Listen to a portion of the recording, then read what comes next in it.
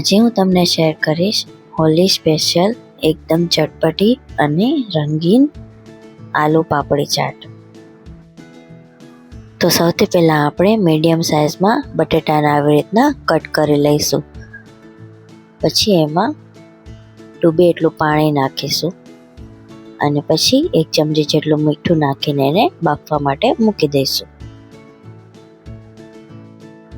બટેટા બફાઈ જાય એટલે એને ઠંડા થવા માટે મૂકી દઈશું.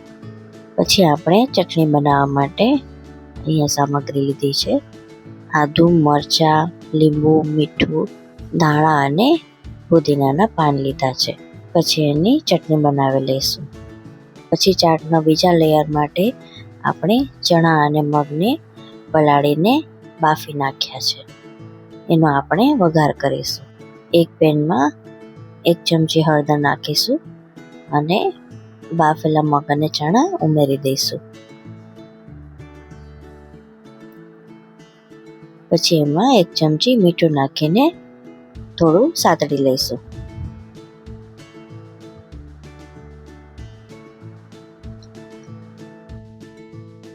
પછી બટેટાને મસાલાથી કોટ કરવા માટે અહીંયા એક વાસણમાં મેં 1 મોટી ચમચી લાલ મરચું પાવડર લીધું છે. પછી એમાં ધાણા જીરું એડ કરીશું.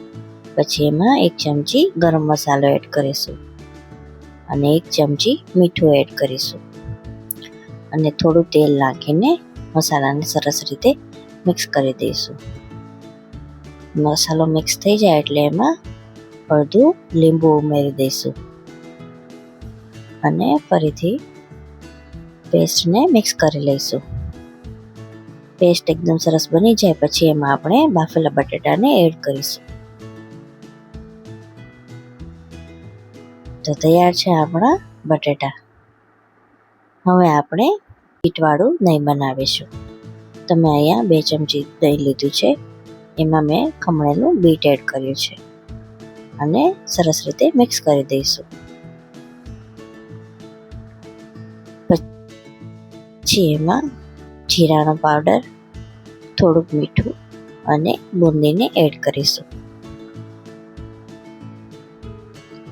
આવી રીતના ધીમે ધીમે બધી જ સામગ્રીઓ આપણે તૈયાર કરી લેશું.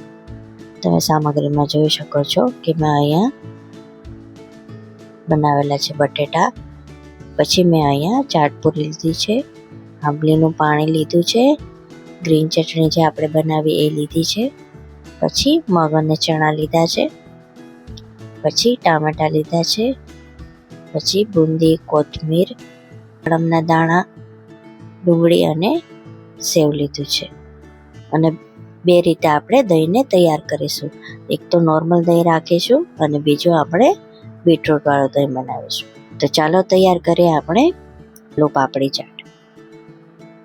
તો સૌથી પહેલાં એક વાસણમાં આપણે ચાટ પૂરીને આવી રીતના રાખી દઈશું.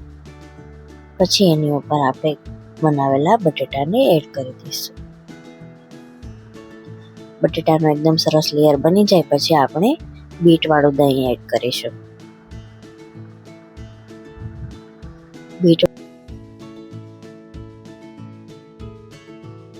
બીટવાળા દહીંનું પણ એક લેયર સરસ રીતે બની જાય એટલે આપણે એમાં આંબલીની ચટણી અને ગ્રીન ચટણીને એડ કરી દઈશું. પછી આપણે ચણાનું લેયર બનાવીશું. એનું લેયર બની જાય એટલે આપણે એમાં ડુંગળી અને ટામેટાં એડ કરીશું.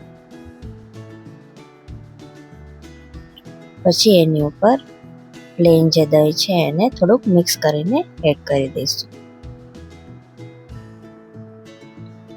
પછી ઉપરથી બીટરૂટવાળું દહીં રાખીશું, આંબલીની ચટણી, ગ્રીન ચટણી, થોડા બુંદી દાણા, સેવ અને દાણા એડ કરીશું અને છેલ્લે કોથમીરથી ગાર્નિશ કરીશું.